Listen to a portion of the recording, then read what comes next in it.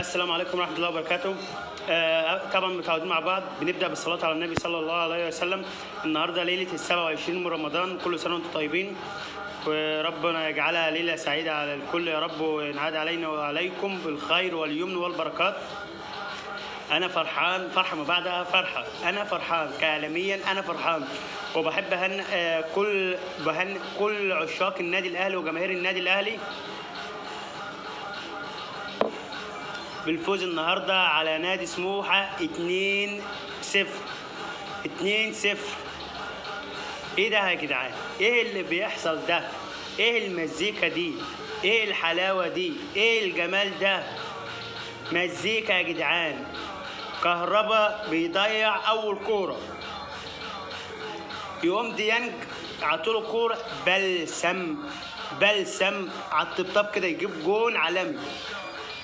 وكهربا بيقولوا موقوف، كان في كلام بيقول لك ان كهربا مش هيلعب، موقوف ان هو طاش مباراه، وكان بيقول كلام ان هو مش هيلعب النهارده مباراه سموحه. كهربا بينزل ويضيع كوره، خلاص قالوا ما هيش ماشي معاه النهارده. ده بالعكس، ده كهربا بيجيز الكل، كهربا بيجيب جون عالمي تاريخي. احنا بلس 90، النادي الاهلي بلس 90، احنا ملوك ال90 بلس 90، مفيش بعد كده. الاهلي يفوز 2-0 بعد ايه؟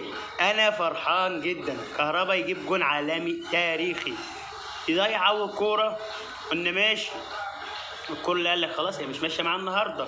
لا، كهربا بيرد على الكل، وبالعكس هو يمكن مستني ان هو بيتوقف 12 مباراه ويحرز هدف عالمي. احنا بلس 90، النادي الاهلي بلس 90.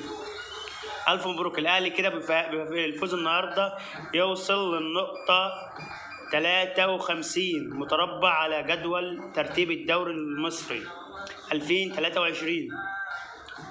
حاجة كويسة جدا الأهلي يفوز النهارده بالنتيجة دي، كويسة، وحاجة دي بقى دفعة معنوية، حاجة جميلة جدا. احنا بعد الماتش ده عندنا يوم السبت القادم مباراة في استاد القاهرة أمام نادي الرجاء. خليكم فاكرين نادي الرجاء جاي هيلعب، عايز ياخد ال3 نقاط من النادي الاهلي. الاهلي طبعا مش موافق، الاهلي مش هيوافق، الاهلي منتشي بالفوز هيكون منتشي بالفوز بتاع النهارده امام سموحة 2-0. كهربا يا جدعان حاجه تاريخيه. الف مبروك للنادي الاهلي. واحب اوجه كلمه لكل عشاق وجماهير النادي الاهلي، برافو بجد بجد، والله برافو عليكم.